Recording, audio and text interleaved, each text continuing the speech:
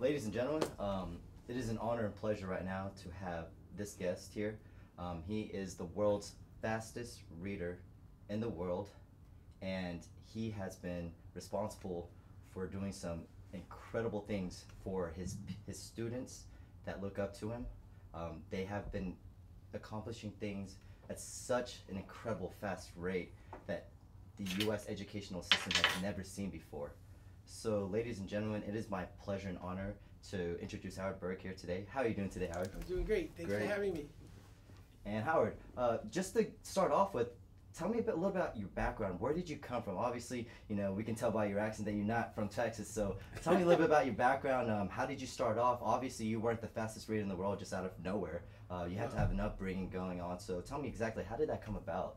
I grew up in Brooklyn, and it was a very bad part of Brooklyn. We moved when they raped an 88-year-old man. So when I say it was bad, it was bad. I've been mugged about 100 times. I have knives to my throats. I've been beaten with baseball bats. And that was just a normal upbringing in Brooklyn. But I found one safe place, the library.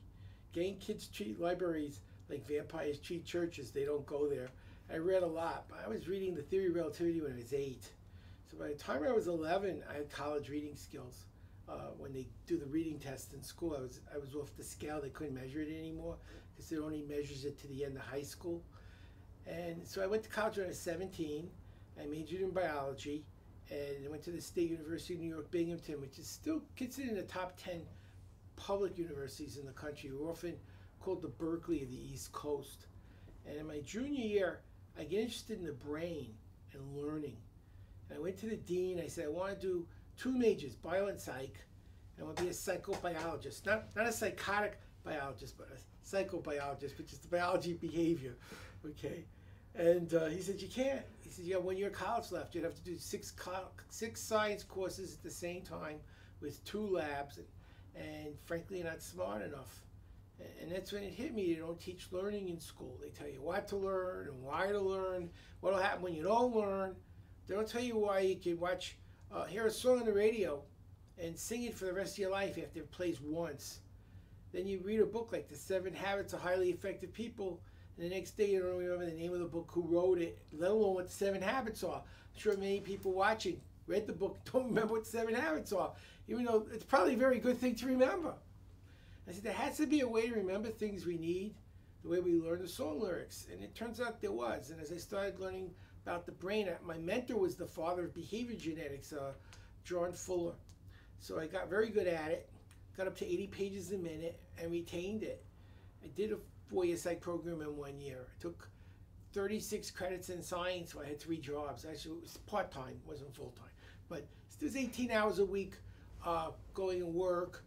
When back then, a lab was 4 hours, but we didn't have computers. We didn't have calculators. We did it on a slide rule. So lab report took 16 hours. So it's 32 hours of lab report, 8 hours of lab, plus all the other courses. And it was hard. And working 18 hours on top of that. By the way, I don't recommend it. I was young, and I thought it would be pretty easy. It wasn't very easy, but I did do it. Then I took the graduate record exam in biology. And in 3 nights, I reviewed 48 books like biochemistry, embryology, cytology, cell physiology, genetics. I got 4 questions wrong. So when people say, do you remember anything? Yeah, I was in the 99th percentile, which sounds good, but really more exciting is what we'll discuss later and how other people are doing this. People at 11 years old, as young as 11. So that was the beginning. I went to New York, and I graduated. I was teaching for about 10 years. Some really tough schools. My job interview was, teachers get killed here, do you want the job?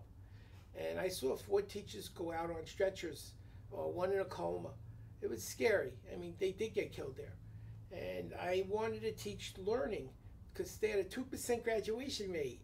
And the principal says, you can't, it's not in the curriculum.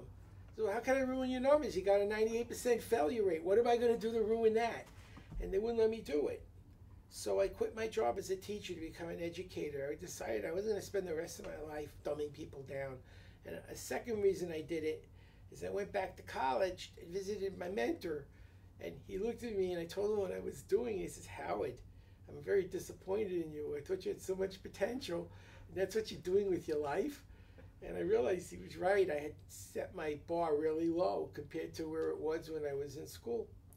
So I started making programs on how to learn. Uh, I did a lot of radio. I learned how to sell. I sold 97 programs in 4 minutes on one show. I sold 197 programs in an hour on another show. So I made 6 months' salary as a teacher in an hour and 6 minutes. It's time to leave the job, and I left the job. And I get a call from a guy, Zig Ziglar's nephew, John Ziegler. And I didn't know who he was. I was a science teacher in New York. I was starting to sell and make money, but I hadn't really broken out yet. And he says, we want you to lecture with Zig Ziglar and Dan Kennedy. I said, who are they? He says, they sell stuff. You'll sell stuff too. I said, I'm thinking, well, I'm selling stuff. I probably could do that. So I go to Macon, Georgia. And he said, we're going to have lunch with another speaker. I want to hire him. I said, what's his name? He says, Brian Tracy. I'm like, who's that? He says, he sells stuff, but he's Canadian. So I meet Brian Tracy. I have no idea who he is. And he's like looking at me like, how can you not know who I am? And then we go to the workshop. There's 5,000 people. I'm like, well, this guy, Zig Ziglar, must be pretty famous. He's got a lot of people here. You know, I've been speaking to 100, 200 people. 5,000 people is a lot more. So he goes out, he sells like 800 programs. And Dan Kennedy comes up, and he sells like 800 programs. And it's my turn. So John leans over, and he says to me, Howard, you see how much stuff they sold? I said, yeah. So I need you to do that too. Not knowing they're like the two greatest salesmen on the planet, I'm like, oh, okay. So I go out, and I didn't do 800, I did about 400. But I had no training. I had no back. I was a scientist selling. I didn't know how to sell. I knew how to teach. I knew how to make people learn and understand and have fun. And my philosophy has always been, don't sell something, do it. If you tell people you can do something, do it. And if they like what they see and they do, they'll want more. And that's how you sell. It's just a simple thing. I like him. I like what he's doing. I like how he's doing it. How do I get more? To me, it's not a magic trick. It's just make it interesting and relevant. That's how I pretty much have done it. So then I met somebody who wanted to start a school with me. And we started a school about 10 years ago in Texas. And we had some phenomenal results. We taught the kids my system. I'll just give you some examples. Justin was a C student, not a genius, C student. Finished high school at 15, got his 2-year degree at 17, his 4-year degree at 19, his master's in English at 21. He's a professor of English at 22 in Tarrant Community College. Very proud of him. And I give him all the credit in the world, but the system helped him. Stephen graduated University of Texas Arlington at 16, 4.0. Majored in economics. The real story is he finished at 15. His mother said he couldn't go to graduate school until he was old enough to drive. And in Texas, you have to be 16. You made him go an extra year. So he did a math major, still got a 4.0. But he missed it by 2 courses because they were at the same time and he couldn't get both of them. So he went for a master's in math at 18. A master's at 18 in math at OU. They paid him $27,000 when he was 18 to teach math at the college level. Gave him room, board, books, and tuition. Big problem. He was a teacher, so he couldn't date undergraduates, and he was 18. He's like, who am I supposed to date? I said, Stephen, you got a free ride to college. You're getting $27,000. You're 18 years old. Deal with it. You don't have time to date. Says between majoring in math and teaching math, you can date when you go home. I says, if that's your biggest challenge at 18 years old, trust me, you're doing really well. So he graduated with a 3.97 at 19, math major. He was so upset. He never got a B before. He got 1 B. And all the time he was in college, he said, well, I'm going to tell my mother, I got a B. I said, Stephen, she'll understand. If you got a B, there isn't anyone on planet Earth who could have gotten an A. I said, you're like the smartest person in math I've ever met. If you got a B, no one would have gotten an A. So he kind of said, yeah, that's true. No one did get an A. I said, there you go. So you're okay. No one's going to care. And his mother didn't care. We had another young man, Micah, passed the bar in California at 19. It was at a fluke. His brother's 22. He's also an attorney and flight instructor. His 15-year-old sister is a first-year law student, will be the youngest person to ever pass the bar in the history of California. And the second youngest will be his 17-year-old brother, who's in the second year of law school, all using the system. We had another young man, Brad. Brad finished 4-year college in 6 months. And how do you do that? He went to Thomas Edison, which is Rutgers online college, and they don't work on a clock. They work on advanced tests, like standardized tests. You pass the test, you go to the next class. You don't pass it, you stay till you do. So he was doing five CLEP classes a week. They let you CLEP out of 90% of your courses, and 1 regular class. So he was doing 6 courses a week and finished college in 6 months, and then became a missionary and learned Chinese in 3 weeks. Now that's not typical. That's a smart guy. But give a smart guy tools, he can do even better. One of my favorites was Amy. Amy was special ed. We hear a lot about special ed today. Her mother and her wanted more for her than Welcome to Walmart, which is what they were grooming her for, at best. So she started the program, worked really, really hard.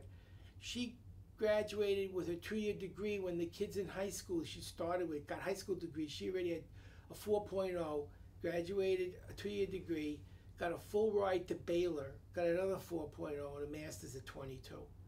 And that was a special ed student. Now, is that every special ed student going to do that? No. But if you're ambitious and you know you have a problem and you get the right tools, you can do amazing things. It's not for someone who's lazy. This will help someone who wants to be helped. I can't wave a magic wand and make someone instantly smart, but I can double their learning rate in 4 hours, a normal average person. We had a group of 11 to 15-year-olds. We gave them a 30-chapter book in lifelong developmental psychology, which is a sophomore course. 15 out of 18 kids passed the CLEP in 1 week, and that's a pretty good accomplishment. Then we took another group of kids, and we had, it was a Judeo-Christian homeschool, but it was online. So they did a report on the book of Matthew, 28-page report. The person I worked with was a theology professor. So he took their papers to the dean of the seminary, didn't tell them, he said he was having trouble grading papers, could he help them? Didn't tell them it was the kids. He assumed it was the graduate class he was teaching. 2 of the kids got 2nd-year graduate credit, 2 of them got 1st-year graduate credit, and the rest got senior credit. And remember, the oldest one was 15. And he says, we're a little disappointed, you know, this is a graduate program, and most of them got senior credit. And he says, well, the oldest student you graded was 15, and the youngest was 11. And the guy fell out of his chair. He had no idea that these were children. He thought these were graduate students going a little below where they should have been, where basically, if you know the numbers right now, 90% of high school graduates cannot write a paragraph. 38% of seniors can't read at the 8th grade level, and 28% can't count. And that's a big part of the problem in this country. We've got more people who are illiterate in this country than Canada has people. So my quest has been to take what I've discovered and share it with others. Well, I've had a few fortunate things. I did a project with Nigel Conan, and we did $65 million worth of product sales. I didn't get $65 million. It would have been nice. I would have been right now on a television screen in Tahiti, waving, saying, telling you my story instead of here. But you know, I'll just have to deal with where I am now. I helped launch the Comedy Network on television. Back in the late '80s, I get a call. Someone who used to work for Letterman, and they were working with someone called Dennis Leary, and he was the first star on Comedy Central, what was called the Ha Network back then. And so he had me on 7 out of his first 14 shows. I was on with him and Richard Belzer. I got to be friends with him. The guy's on Law and Order. He's actually a stand-up comedian. And then I was Jon Stewart's first guest on TV. And there's a backstory. I was supposed to lecture at the Learning Annex in San Francisco. I actually lived in New York, but I was in San Francisco to lecture. And I get a call from Jon Stewart's producer. I said, well, I'd love to do it, but I have to do a workshop tonight. I can't cancel it. They called up the Learning Annex, paid him $5,000 to schedule it the next day. Flew me back to New York. I was on with Howard Stern. They flew me back to San Francisco. So that's how I got to be on his first show. They wanted me to read Private Parts, which is 700 pages in 5 minutes, and do a synopsis, which is what I did. And I was on Cavuto, and I read the healthcare bill. There's 3 of them. First one was the Senate bill. I believe it was 1,500 pages, and I read it in 50 minutes. The second one was 2,000 pages. It was the House version, and it was 58 minutes. And the last one was the joint version where they combined. It was 2,600 pages, and it took 90 minutes. And it was kind of funny because Nancy Pelosi called the studio to complain. And I thought it was kind of, because I found things that weren't supposed to be in the bill. And that was 15 minutes after the bill was printed, so nobody else had read it yet. So they knew that there was no way I could have seen that anywhere because nobody read it. It was the only person in the country that actually knows in the. In fact, the person who wrote the bill hadn't read it yet. So, which is not as unusual as people think. Most of these bills get written by other people. They made it sound like it was like a big. Suddenly they did something out of. That's how they do all the bills. These guys don't have time to read bills. They have people on staff read them for them. They don't make the bills either. They hire companies, tell them what they wanted to do, and they do it for them. I mean, that's just the way it works. But anyway, so I was on Cavuto. That was kind of fun. I met him, and that brings us to up today. I've been doing a lot of live programs. I've spoken in Copenhagen, and I was in Denmark. That was Copenhagen. I was in Oslo, Australia. It's been a lot of fun. I got to go a lot of countries and meet a lot of interesting people, and I enjoy that. I work with a lot of companies. Companies don't want to learn speed reading, nor should they. What they want to learn is knowledge management. Knowledge management is a very important thing right now in companies. Information is money. They hire companies like McKinsey and IBM and Accenture to figure out what data they need to mine. Problem is somebody's got to learn it. You got an average person today, they have to know all the new laws and regulations that are constantly changing. New technologies like Photoshop, when it came out. I learned Photoshop in 3 hours. An example, I wanted to lecture on a cruise ship to go to Hawaii. My wife wanted to go to Hawaii and lecture on cruise ships. They said, yeah, we have a cruise to Hawaii, but they don't want speed reading. I'm like, why not? They said, it doesn't matter. They want it. What do they want? Photoshop, digital photography, and video. I said, okay, I teach that, not knowing what any of it was. But sure, I teach video and photography, and I know Photoshop. And they said, really? I said, yeah, I can teach that. I figured, how hard can it be?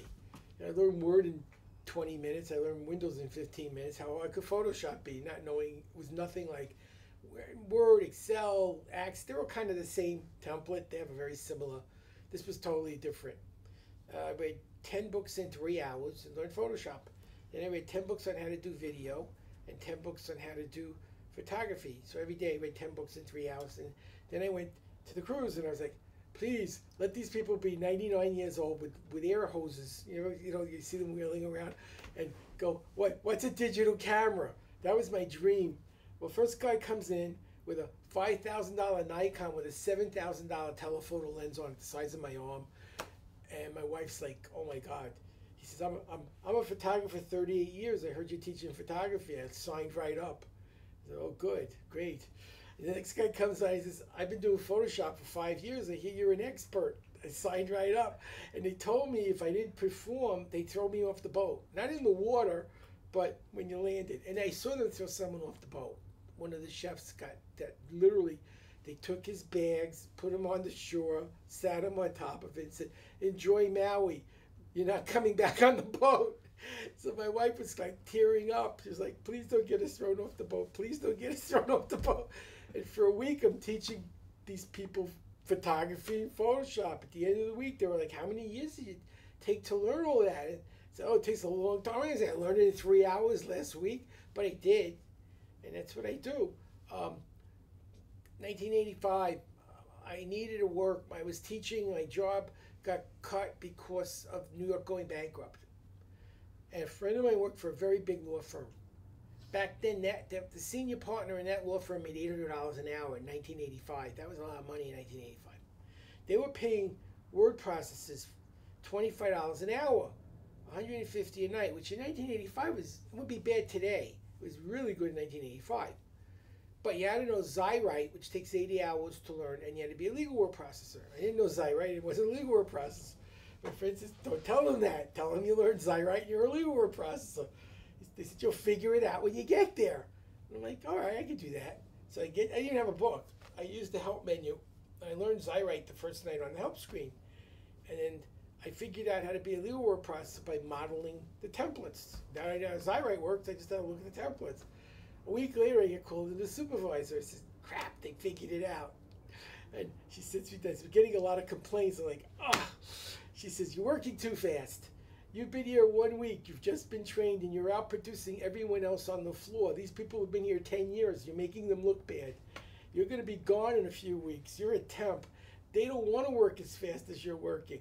And the only way we can keep you is if you slow down. Can you slow down? I said, yeah, I can do that. So I was working too fast. That was the problem. I thought I was like doing something wrong. I was outperforming people who were there 10 years without any instructions. He says, you just learned this, but you're going too fast. And I'm like, no, I really didn't. I learned it the other night watching the home screen, but I couldn't say anything.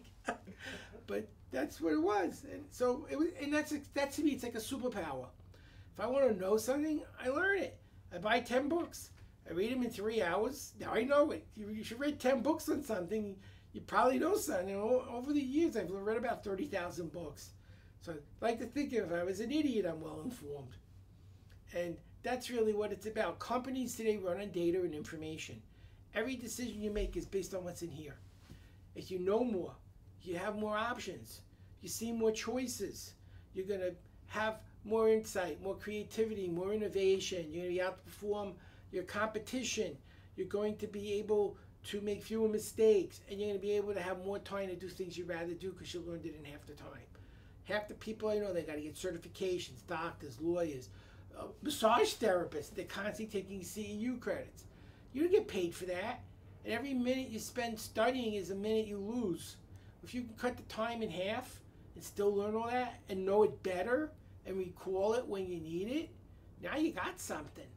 And that's what I do. I teach companies how to explode their productivity and their learning. I teach kids how to finish school. 50% of 4-year students don't finish. Most people don't know that. 70% of 2-year students don't finish. 70%, 30% graduate. That's how bad it is. And the average student today takes 6 years to do 4 years. Mine were doing it in 3.5, 2.5. It's much better than 6, and that's the way it should be. It's only because they can't read and write fast enough. So I teach speed reading, I teach speed writing, I teach speed math, I teach memory. I had a way to write a book in one day. I wrote a book in 5 hours and went to Amazon and went #1 the next day. People say, I've been writing a book for a year. No, it should take you an afternoon. Now, if you're writing a really big book, like an e-book would take you about 5-6 hours. A real book, you could do a chapter a day. I'm doing it. I can't tell you who I'm working with. Very famous people. Let's just say one of the most famous websites in the country, and he owns it. He's very wealthy. I'm not going to mention any names though. Okay, so I'm at a non-disclosure, and I'm writing a book with some of these people.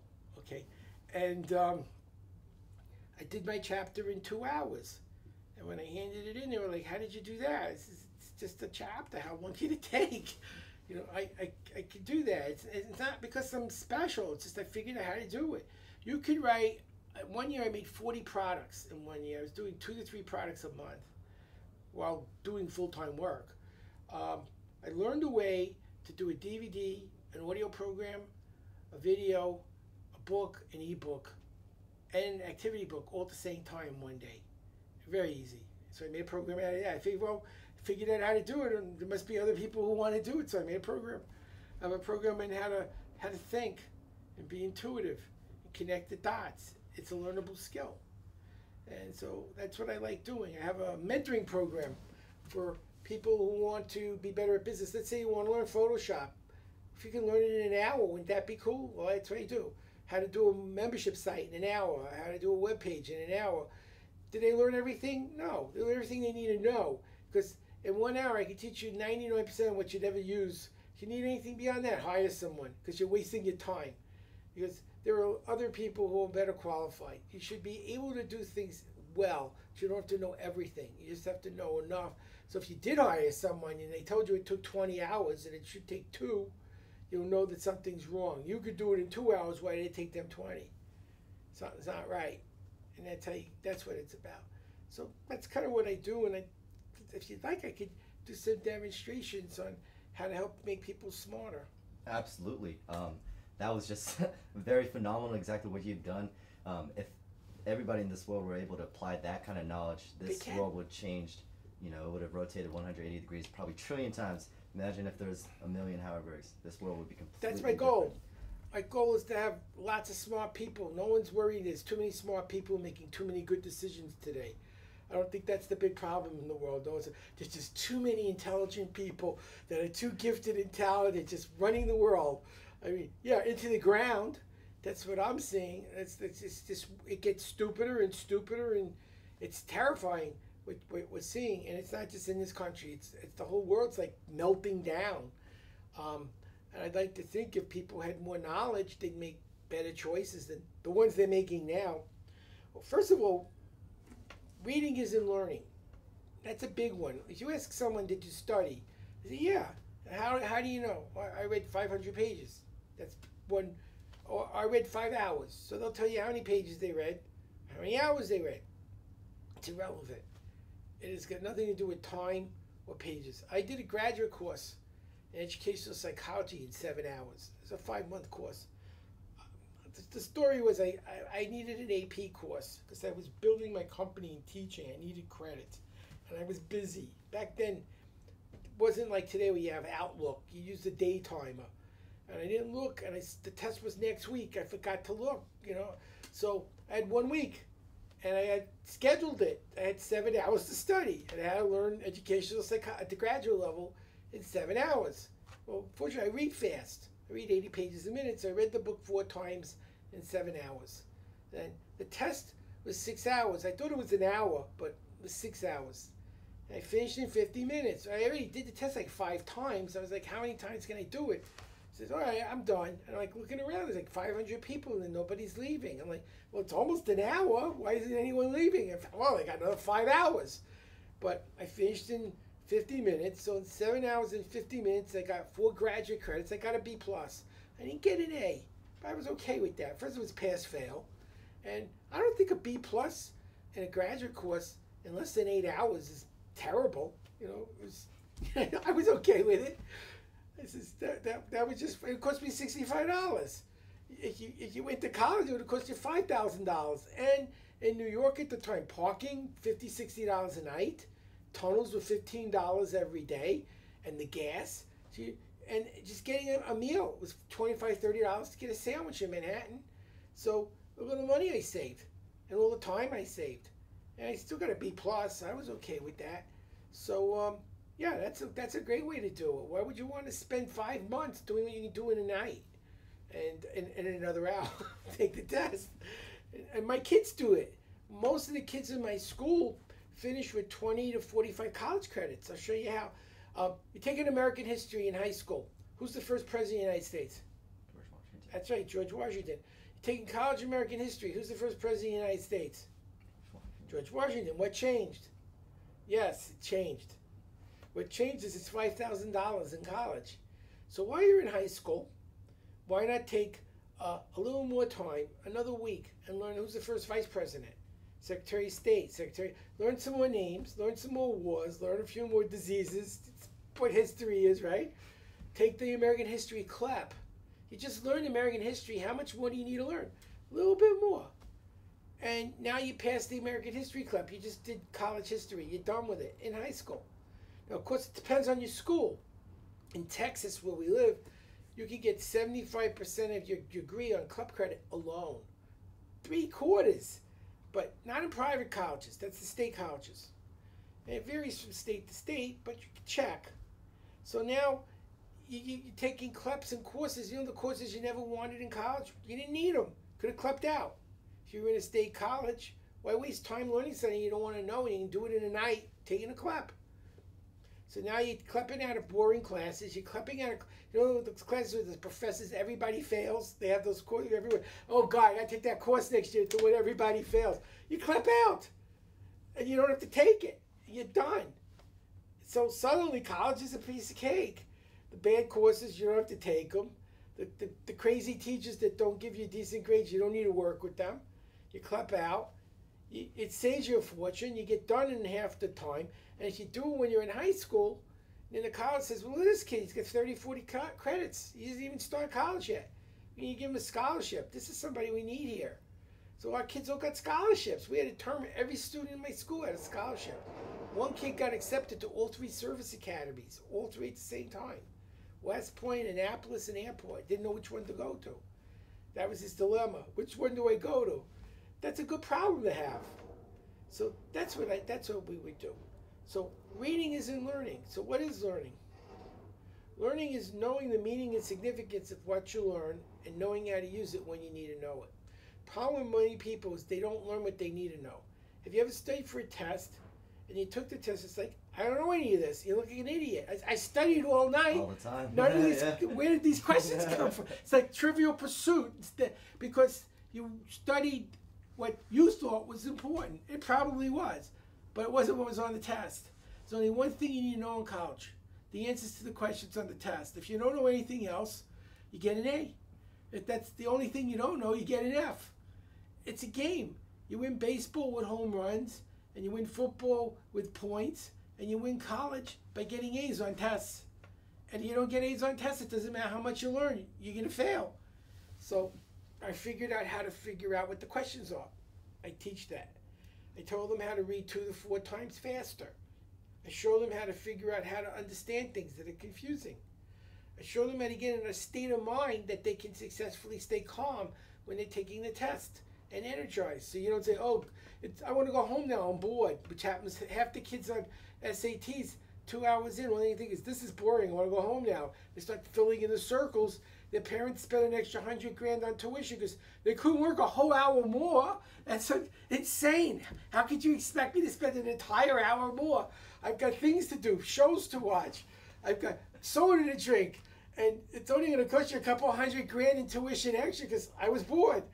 So teaching them how to do emotions is very important. And then how to remember. So why don't we do some of that? I'll show you how to read faster, how to understand better, how to create an emotional state that will help you be successful, and how to remember. And then we could wrap up with that. Let's proceed with that. Okay. Absolutely. Would you get your book? Like, I might have it in my backpack. Oh, we don't need a book. We don't? Yeah. Well, do you need anything particularly? Okay. Well, that'd be cool though to see how you. I can't even imagine. Like, so you just literally go. Page and a half a second. And my top speed, it's like a runner. When I first start out, I'm not at top speed. It takes a couple of minutes, and usually before I'm on a show, and when I'm in the green room, I'll meditate for about an hour, because like I was on Cavuto, so I have an earpiece. He's talking to Pelosi. He's talking to Boehner. He's talking to Cantor, and I'm reading this incredibly boring bill. They were more interesting, but if I'm listening to that, I'm not going to learn the bill. Right. So I have to tune it out. But at the same time, if he says Howard, I have to start engaging with him. So I have to be focused enough to tune out everything everyone says except my name and able to read. You can't do that under normal conditions. So I've learned how to control my thoughts and my consciousness so I can tune out everything. It's like that Bag of Ants movie where all you see is the ball. All you see is the book. The book, everything disappears. The book is the entire, except if your name is mentioned, then you snap out instantly. That is so interesting. And you go right back in again. It's the only way to do it. Where's your school at? It's shut down. Shut down? Yeah. The person I worked with had Asperger's, and he had some very. You ever see Sheldon on The Big Bang? Mm-mm. You know, so The Big Bang Theory? Mm-mm. Okay, Sheldon on The Big Bang basically is someone with Asperger's. Has terrible social skills. Terrible. Okay? He didn't know how to talk to kids. He'd say things that were extremely inappropriate. And I couldn't make him stop because he had a disease. It's like Tourette's. People with Tourette's curse. People with Asperger's, they don't get it. They don't understand what they're saying or doing is wrong. It seems right to them, and that's fine. As long as they think it's okay, it's okay. And don't tell them it isn't, because it is. And I couldn't modify the behavior, and I was concerned one day one of the parents would sue us for something really inappropriate being said. And I was the one they would sue because I had the money. He didn't. So I said, I can't continue working with you because you won't listen to me and you continually say things to kids that could be Right. mis Saving your back. taken poorly, and you won't stop. So do you do like private teaching? Oh yeah, I love doing that. I work with kids all the time. I work with adults. I do private lessons. I have courses online. If you go to the number 2x 2 times fasternow.com, I have a you can double your reading speed, and you don't pay me till after. You put in your card to reserve your seat. I give you 4 days. It takes 4 hours, so you're done right away.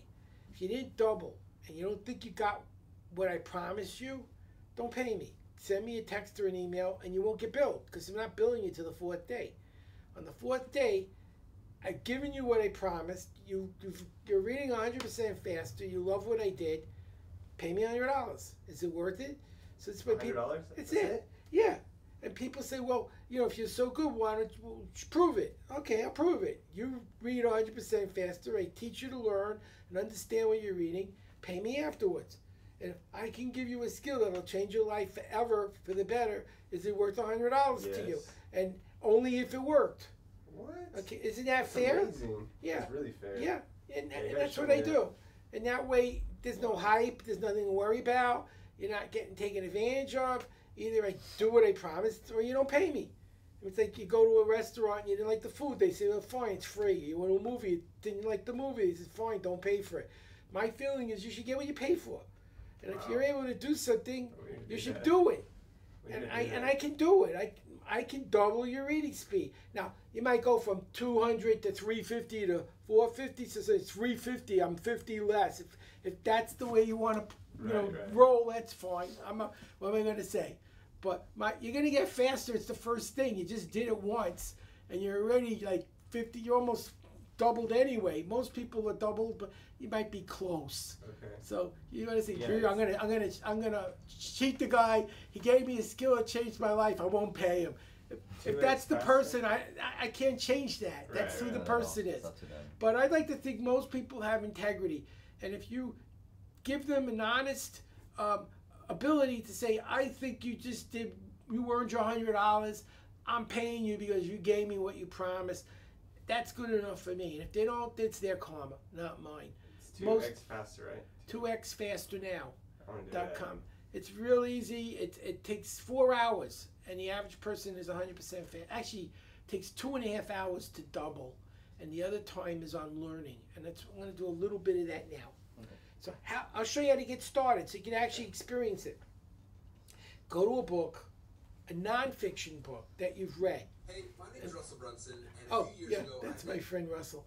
That's the page. Russell's a cool guy.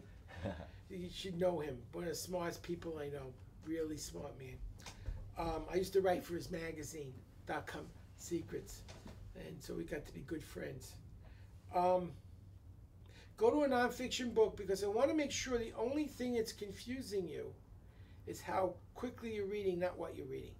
So if you read a book slowly and say, I don't know it, I don't understand it, like calculus or quantum physics, you say, I don't get it, that's a bad book to learn how to read fast in because you don't get it. I want you to be in a book you already got, understood. So there's only one reason you don't know what you're reading. You're going too fast because you already know what the book's about. If you don't know what it's about, you're going too fast. That's how you know when you're going too fast. So you read for a minute the way you normally read, with a timer. The timer goes off, take a pencil, put a little mark in the margin. That's how far you read in a minute. Now go to the second chapter. And I want you to use your hand and go from the left to the right margin, one line at a time, all the way across, eyes following the hand. As long as you know what you're reading, go quicker till you don't. Find out what speed your comprehension stops working and slow down just enough so your comprehension is back. And for 5 minutes, one line at a time, fast as you can understand. If you don't know what you're reading, it's too fast. If you know what you're reading, keep going. At the end of the 5 minutes, go back to the first chapter where you initially tested yourself. Again, for 1 minute. But use your hand, and you'll go 10, 15, 20% further than you marked off the first time. Because what you're doing is you're using your hand to keep your eyes engaged and continually scanning for new information. And that alone will increase your speed by 10 or 20%. That's very easy to learn. And try it. You'll see. Share this with as many people as you want, because I'm not worried there's going to be too many smart people out there. And it's just the first step. It's the first step in a 2.5 hour process that'll take you at least 100% faster. Now, many people do better than that, but I would rather under-promise and over-deliver than over-promise and under-deliver. No one's ever complained because they did better than they expected. So it's always better to go on the low end and hope they'll do better. So that's speed. But speed is not the goal. Most speed reading programs don't work. In fact, I was with Dick Cavett 22 years ago. When they first launched MSNBC, he was one of their first hosts. And he told me how he interviewed Woody Allen, and Woody had taken a speed reading course and read War and Peace in 5 minutes. He said, that's amazing, because the book's like that big. He says, what was it about? He says, it was about the Russian Revolution, that's all I remember. And that's what was happening. You would speed read, and you wouldn't remember anything. Or if it was new subjects like calculus or organic chemistry or something unfamiliar, you'd slow down and learn the new words or the new formulas. You lost your speed. So you always read fast, or you could never read fast. And you can't always read fast because sometimes they're new words or new ideas and you don't understand them. So people got very, very angry because their speed only lasted a very short time and it wasn't very good at learning. The secret to learning is in a concept called schema. And I actually learned this in a graduate course on how to teach reading. Schema is a big word, but all it means is what you know already. So if you're reading a book and it says, the man drank a bottle of water, you don't go, stop. What's a man? What's drink? What's water? What's a bottle? You know those words. So when you see them in a book, you know those words. If I said, look at the Agilis Phoenicius, now you don't know the word. It's not in your map and you don't know what I'm talking about. The reason brain can read is we recognize words in text that we use. And we know them from our experience with them. That's what makes words make sense. So I'm going to give you a passage that has no schema. And watch how confusing it is. I'm going to put on a single word title and instantly the words that make no sense will be effortlessly read. The schemaless text. Watch what happens, the confusion. The words are easy. This is an easy thing to do. If possible, you could do it at home. But you could always go someplace else if it's necessary. Beware of overdoing it. This is a major mistake. It may cost you quite a bit of money. What am I talking about? You don't know. Listen again.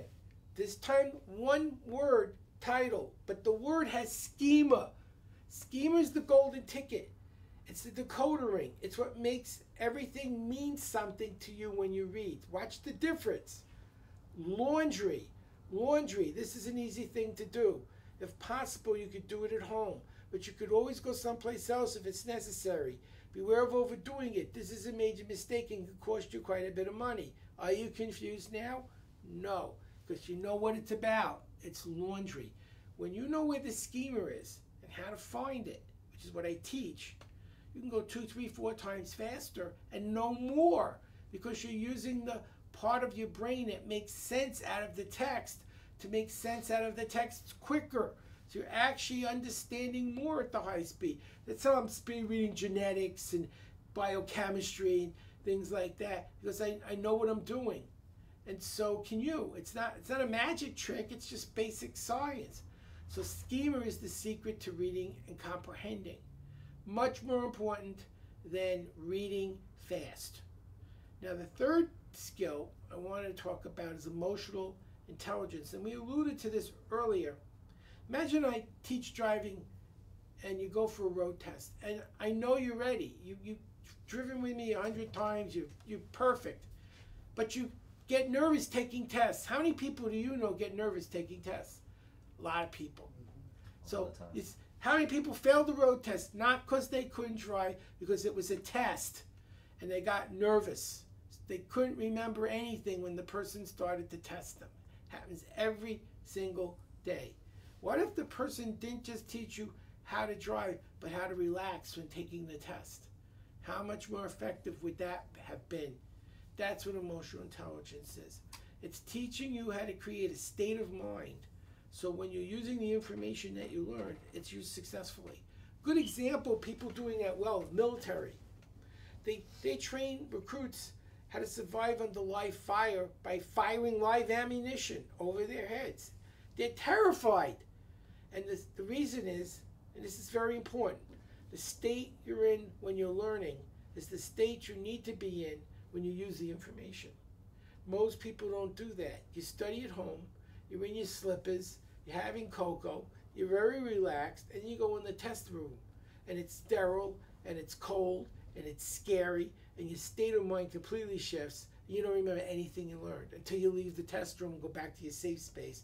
And suddenly all the stuff you couldn't remember comes back flooding your mind. Like, how come I couldn't remember this 3 hours ago? Your state changed.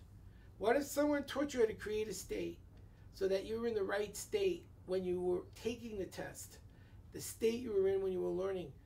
Same as the police and the fire.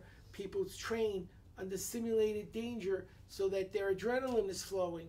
So when they're in the danger zone, their adrenaline is flowing. They're in the same state. They remember what they learned. I'm going to show you to create a state, how to create energy. Why? How many of you have gone into a business meeting and got tired, or took a test, or went to school at night after a full day of work and were like, oh God, I'm so tired. I can't keep my eyes open. Or drove home in traffic and you were like, I think I'm going to fall asleep. I'll show you to instantly wake up. Now, this is a simple thing to learn. I'm going to do it sitting. I'd like you to stand. I'm sitting because I think you only see my navel if I stand. And I don't want to make them have to readjust everything twice. So I'll just sit. You know, the left side of your brain controls the right, and the right brain controls the left. Left hand to right shoulder, right hand to left, alternating. So it's not just the Macarena without music, it's a brain massage. If you do this to your opposite leg, standing up, you'll see you have to think, because both sides of your brain are connecting now. Make a fist with your right hand, thumb in your fist, and go, I feel great. I feel great. I don't believe you. Make it sincere. I feel great. I feel great. Yes. Yes. We'll do 3 sets of these, starting with the shoulder taps. Ready? 1, 2, 3, 4, 5, 6, 7, 8. 1, 2, 3, 4, 5, 6, 7, 8. How do you feel? I feel great. Yes. Little faster. 1, 2, 3, 4, 5, 6, 7, 8. 1, 2, 3, 4, 5, 6, 7, 8. How do you feel? I feel great. Yes. All out now. Ready? 1, 2, 3, 4, 5, 6, 7, 8. 1, 2, 3, 4, 5, 6, 7, 8. How do you feel? I feel great. Yes. Put a smile on your face. Feel great. Give yourselves a hand. Sit down. Do you know what happens when you do this 3 times? Nothing. Now you probably would like something, so let me show you how to get that to happen. Remember Pavlov, rang a bell, fed a dog, rang a bell, fed a dog, rang a bell, the dog drooled. You don't want drool. You do want energy. You stimulate the left and then the right, both together, and went quicker and quicker. The latest studies show it takes 90 days, not 30 days, to create a habit. So for 90 days, go slow, medium, fast, once a day, just like we did. Now you're in an important meeting. You don't want to do this. It'll look a little strange, but you can grab your thumb and say to yourself, I feel great, yes. And what will you feel? The way you felt the last 90 days. At the end of each of the cycles, you squeezed your thumb and said, I feel great, yes. And you did. This becomes your bell, and you can now trigger the energy state. The same way I could teach you to focus, concentrate, be creative, relax. We can create a variety of emotional states that are critical to your professional and educational success and trigger them when we need them. So now we can not just teach people data and learning, but how to create the states needed to successfully use the data and learning that they've acquired. Much more important than simply facts and figures. I wanted to do a little side story on that. The reason I wanted you to do this with sincerity. Many years ago, I was on a show, the Joe Franklin Show. Most people have never heard of him, but he had the longest running show in the history of television. He was on almost 50 years continuously, one person. It's the only person in history to have a show run that long, driven by a personality. And I was on the last 4 weeks he was on, and I asked him during a station break his secret. How did you manage to get the longest running show in the history of television? And he looked at me and he smiled, and he said, sincerity. And when you can fake that, you can do anything. And I want you to know, nobody can fake sincerity for 50 years. People know when you're trying to sell them and when you're trying to help them. And your brain knows when you feel great and when you're just saying it. So you want to feel it. You want to say it. It has to be sincere for it to work. That's why I was admonishing you to really believe it, because you can't trick your brain into believing something that isn't true. Okay. Now the last skill I want to cover is memory. So often I'm asked, okay, you're reading real fast. How do you remember anything? I have a number of different systems for memory. And the reason is what one person uses to learn a language, someone else might use in a math book. What they use in a math book, someone else might use in a novel. Everyone's different. So my system is a toolbox. There isn't one way to do it. There's as many ways to do it as there are people doing it. How much time do you have? How much do you need to know? So based on that, which system will work best for you right now? And the system that works best for you may not be the one that works for anyone else, but it's the right one for you. So what I'm going to do now is give you 10 things to remember. And I won't show you how. That's a control. Then I'll show you how, and you'll see how instantly you remember everything you can't remember, backwards and forwards, effortlessly. You want to remember pole, shoes, tricycle, car, glove, gun, dice, skate, cat, bowling pins. And I'm willing to bet you don't know the list yet, backwards and forwards, but you will in just 3 minutes. And I want you to do this with me, because it's not just a drill, it's a tool. A tool you're going to use at work and school and share with your kids. So watch closely and participate. The Greeks discovered thousands of years ago there's an easy way to learn a list, and it's easier to learn new things by forming an association with something you know already than starting from scratch. Think of hangers and closets. You hang things on hangers. You hang new things on things hanging in your memory. Like the numbers from 1 to 10. I know everyone here can count to 10. If you can count to 10, raise your hand. Absolutely, every hand should be up. So we're going to use those 10 numbers to learn 10 things. A 1 looks like a pole, a big, tall 1. Think of a flagpole, big, tall pole. 1 is a pole. What's 1? Pole. Pole. 2, how many shoes are you wearing?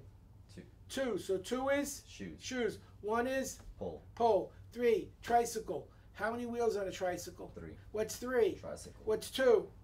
Shoes. Shoes. What's 1? Pole. Perfect. 4 is a car. How many tires on a car? 4. What's 4? Car. 2. Shoes. 1. Pole. 3. Tricycle. Perfect. You're not memorizing, you're associating. 5 is a glove. How many fingers in a glove? 5. What's 5? Glove. What's 3? Tricycle. What's 1? Pole. Perfect. 6 is a gun. They love them in Texas. 6 gun. What's 6? Gun. 4. Car. Car. 2. Shoes. Perfect. Getting smarter. 7 is lucky in dice. 7. Dice. Dice. 5. Gun. Glove. Glove. 3. Tricycle. 1. Pole. Rhymes work. Say 8 skate. 8 skate. What's 8? Skate. 6. What do they love in Texas? Gun. 4. Car. 2. Shoes. Perfect. 9. How many lives does a cat have? 9. What's 9? Cat. What's 7 lucky in? Dice. Dice. 5. Glove. 3. Tricycle. 1. Pole. One more. You're getting smart. 10 bowling pins. 10 bowling pins in a lane. 10 bowling pins. Let's do the numbers. 1. Pole. 2. Shoes. 3. Tricycle. 4. Car. 5. Glove. 6. Gun. 7. Dice. 8 rhymes with Skate. 9. Cat. 10. Last number. Bowling pin. 10 bowling pins. Please, those a big hand. How does it make you feel? Great. Great. Now, here's how to use it. You're studying geometry. Value of pi, 3.14 to measure a circle. It's a weird number. 3 is a tricycle, 1 is a pole, 4 is a car. Make a movie. Tricycle hits a pole on a car. Picture it.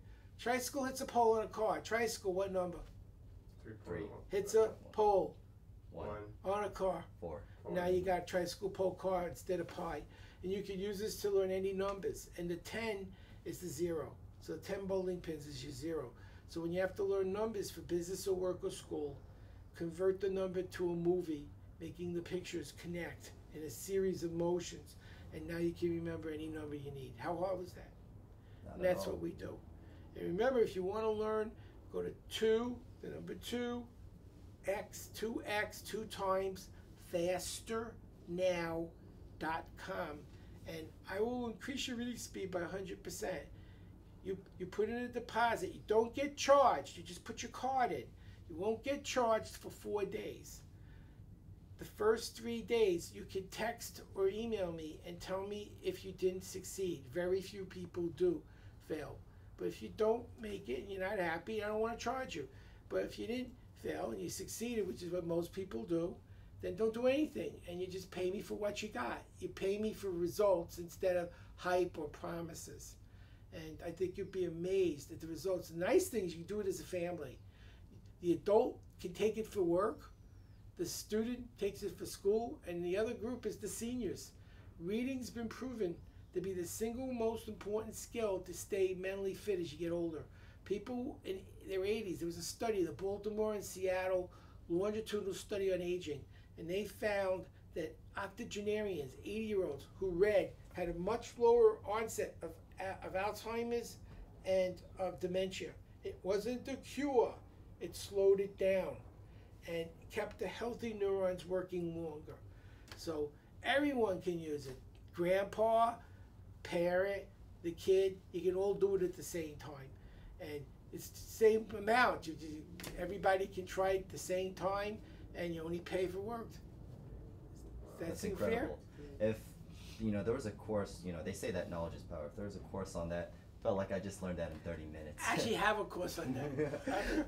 Well, that's incredible. You want a little on that? I could do a little on that if you like. Absolutely. Actually, I just want to kind of come into a conclusion with that. Right now, we see the educational system right now. We're ranked 14th around the world. We are also 24th in literacy. We understand the conditions of which we're living in right now in this country. And what would how to summarize the best advice that you can give to these people so that we can, get by through living, overcoming these kind of circumstances? We don't teach learning. We don't teach learning. We tell people to learn, and then when they don't learn, it's their fault. We didn't tell them what they did wrong in the first place. I taught my grandkids that pegging exercise when they were 3. You can teach it to someone before they learn to read. So when they learn to read, they can remember what they learned. Why aren't we teaching kids how to remember what they learned before we teach them anything? In my school, before we taught content, we taught learning. They learned how to read. They learned how to write. They learned how to remember. They learned how to do math. Then we gave them courses. And they did great because they knew how to learn. One of the things you mentioned is how getting smarter, and there is a secret to getting smarter. There's 3 levels of meaning: literal, implied, and inferential. Literal, implied, and inferential. Can I draw a picture on a pad just to show you a little trick? Okay, so I'm going to draw something. Okay, what do you see? Dot. A dot inside Another circle. a circle. Okay, that's what you see. A dot inside a circle. How interesting is this? Sort of, yeah. Literally, how interesting is this? Not. Is this? You think, oh my God, this is brilliant. Look at that. If I tell you this is the meaning of life, it actually is, but we'll get to that last. Okay, this is not just a picture. This is a symbol. It's an astronomical symbol of the sun. I guess you can see why. But because astronomy and astrology started at the same time, it's also the symbol of the sun in astrology. So we have this circle with a dot, literally. It's the symbol of the sun, implied. Inferentially, it's the meaning of life. So now let me show you how symbols can unlock the superconscious, okay? In the old times, this would be how a Buddha or a Jesus would have taught a lesson. A point is infinitesimally small. This room is filled with an infinite number of points. Can you see any of them? No. It's the same as spirit. Spirit fills everything, but you can't see it anywhere. So the point was a symbol of spirit because, like spirit, it's invisible. It fills everything, but it's everywhere and all places and nowhere because it's so invisible. So it's a symbol of spirit. The circle is a symbol of, inside the circle is the self, and outside the circle is the not self. Everything in there is you, and everything out here isn't you. So within every self is the singularity, the spirit. All things are one thing that appear different. So we see a lot of different things everywhere we look, but it's all spirit, it's all one thing. So even though it looks different, it isn't. So it's the meaning of life. That's inferential. Okay, if you could learn a system where you're not learning one symbol, but thousands of symbols and how to understand them, what will happen, and I teach that, the unconscious is the supercomputer. The unconscious is intuition. The intuition is feeling. You ever feel, there's a feeling I should be doing something. I don't know what it is, but I know it's really important, and I'm not doing it. That's the limbic system. It's the emotional brain. The logical brain can only juggle 7 things at a time. The emotional brain doesn't have any limits. And so I found a way to use symbols to create a language of meaning for the unconscious that you can then decode with the conscious brain and then become intuitive. It takes about 3 hours to learn, but it's doable. I was inspired by Carl Jung. When I was majoring in psychology, I was more of a behaviorist, like Skinner. I was studying behavior genetics and ethology, biology, behavior, and I thought basically people were machines. You know, we had our genetics, we had our environment, you could predict behavior. And then when I got out of college, I got interested in consciousness. I became a yogi, I studied meditation. I said, you know, you could look at all the cells in the brain of a Michelangelo and you'd never be able to figure out that he created David. From his biochemistry, you could never predict that this would create a David, or a Da Vinci would create the Mona Lisa. I said, there's more to it than just chemicals and genes. You can look at all the cells you want, and you wouldn't know which one was the cell of a genius and which one was the cell of a sociopath. A cell looks like a cell. It's the gestalt, it's the combination, it's the hierarchy, the interaction. There's more to the grouping than there is to the individual elements. And so you can't simply predict behavior by genetics and environment. Yes, it's an important influence, but it's not enough. And I started realizing that, and then I started looking back at what Jung was doing. He was looking at the collective consciousness and how there's certain symbols that seem to resonate throughout cultures.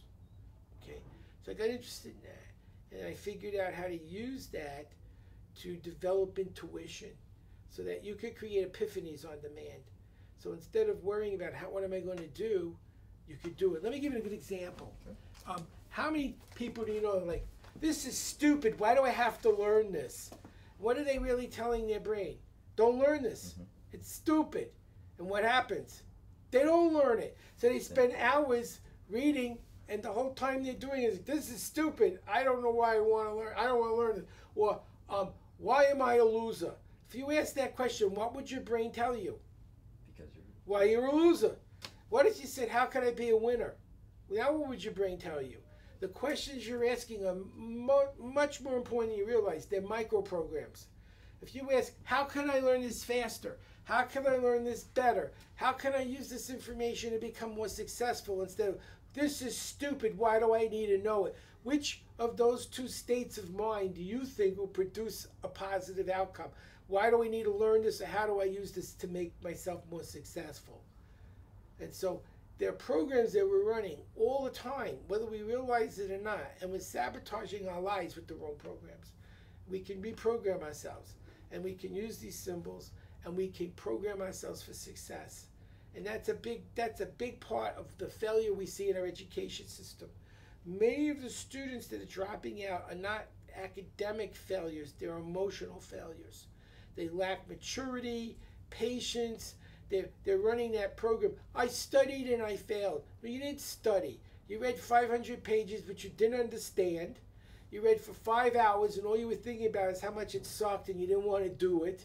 And you didn't learn anything. And you can't figure out why you didn't pass the test. Instead of asking the right questions, instead of doing the work you needed to do and getting it done in half the time, you sabotaged everything you were doing. And that's why a lot of these people could be saved. They can be reprogrammed with the right thinking. And say, well, they've already programmed themselves for failure with what they're doing. We're not changing programming, we're changing the program they're running to one that's success-oriented instead of failure-oriented.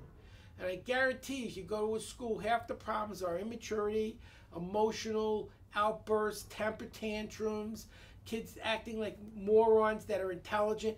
We found by doing an individualized, by self-guided erudition, individualized learning, every student worked on their computer independently of everyone else, they learned better. Kids only act like kids when you house them as kids. Look at the movie Master and Commander. 13-year-olds were officers in the British Navy, and they conducted themselves as officers. They were married. When did they become kids and stupid? We put them in schools with other kids that acted stupid. When they worked with adults and had careers and were married, 12 and 13, they were adults. And they acted like adults. And they performed like adults. It's only during the Industrial Revolution when we warehoused them with other kids to act like stupid kids. They started acting like stupid kids. When you work with them individually on the computer, what happens is the kids that are learning fast keep going as fast as they can. They don't wait for you to catch up. The kids that are struggling, the mentor has more time to devote to because they don't have to spend time teaching the kid who's doing it already. They can focus on the one struggling. Everybody wins. The one who needs the help is getting the help. The one that's excelling doesn't have to slow down. And it might reverse itself. You might excel in science and he might excel in art, but you have trouble in art and he has trouble in science. And so the mentor is going to work on you on where your weak points are, and you're going to be coasting along in the other thing. That's how we did our school. And we were able to get kids through school in a fraction of the time at a third of the cost. One of our kids did high school biology in 2 weeks, 10 years old. So what kind of test did he? We only had essays. He did 300 essays, like explain the genetic code and how it works. If you're 10 years old and you can do that, you just learned biology. What is ATP and how does it work in a cell? It was 300 questions. He got 3 wrong. Why would he need to learn more? How much more does he need to know at 10 years old than that? And that's how we did our school. And the kids were doing phenomenal. And the ones who needed help got help. And they were doing phenomenal too. We didn't give them the answers. When they got the essay wrong, we marked it in red. We said, do it right. We didn't tell them what they did wrong. They didn't get it right. The second time we gave them a clue. And they did it again. We gave them another clue. And they did it again. We didn't give them the answer. We want them learning to think. How are they ever going to grow up and make decisions if they can't think? We don't teach thinking. We give information out and we expect them to parrot back what you gave them without knowing what they just said. Half the kids give the answers on tests not even knowing what the answer means. Our kids understood what they did. It was essays. You can't do that on an essay. You can't pick which of the following causes disease. Bacteria. Great. What's a bacteria? I don't know. Causes disease. That's what you're seeing in school today. Our kids didn't do that. They had to actually write an essay on what a bacteria and how do they cause disease. And understand it. And then you're going to have smart people who can think. Again, go to 2timesfasternow.com to get started. I hope that you found this helpful and a little different. Absolutely. This is a mind-altering experience for us. We hope that, people will be able, that we reach out to with this video, they'll be able to do the same because right now there are a lot of people that could definitely use this bit of knowledge and information. But Howard Berg. Oh, give me one more thing. If you want to make an appointment with me, I'll give you, go to fromhoward.com, www.fromhoward.com/appointment. And you can have a personal appointment with me. And I'll find out what's going on and what you need to do to fix it. And I won't charge you for that. That's my commitment. I know I can help people, but you've got to take the next step. I can't make you pick up the phone. I can't make you take the program. I want you to say yes to success and do what's right for you and your family so I can help you. But I can't help you if all you do is watch. If all you do is watch in life, you're going to be an observer. You're not a participant. And the people who win, they don't just watch, they take action. Look at the successful people, the real successful people, the Bill Gateses, the Steve Jobs. They didn't sit back and watch other people do. They did. And that's part of the problem. Too many people are watching TV, watching other people have a life, instead of building their own success and their own futures. I'm here to tell you, you can do this. And you have nothing to lose, because if it doesn't work, you don't pay me. You can do this. And I'm confident I can help you and your families and your companies be more successful. But you got to take action from howard.com/appointment or 2 times faster now. Either way, I'll be able to help you. Thanks. Remarkable. And just to top it off, Howard, we want to know your why. Why exactly are you doing this? I actually have a good reason. I'm in the Bible. I'm not personally, but I'm a direct descendant of Moses' brother Aaron. You remember the Ark of the Covenant, the high priest? I'm a high priest. You're born a high priest. In order to be a high priest, your father had to be one, and his father. And you keep going back far enough, it's Aaron, because the first high priest was Aaron, and only his children could be high priests. And I guess karmically, I just feel connected to. There's a spiritual obligation. When I got into college, my first thing was everything's a machine, and then I started studying yoga, and I started meditating, and I studied metaphysics, and I feel that we're all connected. That picture I was showing you is really part of my philosophy, that everything matters. A lot of people think competition is which makes us great. No, this the latest research shows it's cooperation. What makes us successful is getting along with other people and joining our talents to other people who have other talents. And we are stronger in a group than we are as individuals. I can't do everything. I like to think I'm like an oil treatment. Someone out there might be able to find a cure for cancer because they read 10 extra books. And someone else might figure out how to fight pollution because they read 10 extra books. I can't solve all the problems, but I can give these people the power to get those 10 extra books and learn them and understand them and make better choices. And I have grandkids, and I look at the future and I'm very concerned, but I'm also aware that there's still hope. If people will take the time to become more intelligent, more articulate, have better data, we can all make a difference through cooperation. And I feel that's my karma. And I don't see this kind of thing as dharma. Dharma is your good karma. I've been given a gift. I don't think people are going to read as fast as me. Someone might, and that's fine. I have no problem with that. But I know that I can help a normal person do some extraordinary things. And I'm hoping that I can reach as many people as possible. And that can make an impact. I look at Jesus. Now I'm a Jew, but I look at Jesus. He only had 12 people. Look where they got it. It did a pretty good job of spreading that idea out there. You don't need everybody. You need the thinkers. You need the leaders. You need the people who want to be successful. And they can bring it down to everyone else. And that's why I'm here. I know those people exist. I know those people are concerned. There are people who look at the news and they're appalled. There are people that look at our education system and our industries and what's happening, and they're concerned. You can fix it. There are solutions. But you're not going to fix it sitting on your butt watching television. You have to do something with the ultimate computer you've been given a gift. It's between your ears. I've figured out how it works. I've demonstrated it over and over again. And I can help you do it too. And that's why I'm doing it. That's why I'll take the risk and let them pay me afterward. Worst case scenario, I made someone smarter and they cheated me. I don't like it, but I could live with that. That's their problem. I'd rather have them pay me for what I've done, but if they want to cheat me, well, that's their character. But I did my job. Wow. That is absolutely remarkable. That's a remarkable reason. And we can tell that, from God, that you have been a blessing here on this earth to reestablish the Very way kind. that people think. It would be nice. I don't make any claims like that, but I would, I look at the greatest people like Jesus and Moses. None of them said to God, they said to God, how can I help? When did they ever say, make my life better? They all said, how can I help? And I think the more we know and the more we understand, the more we realize that if you're given that ability, you should ask, how can I help?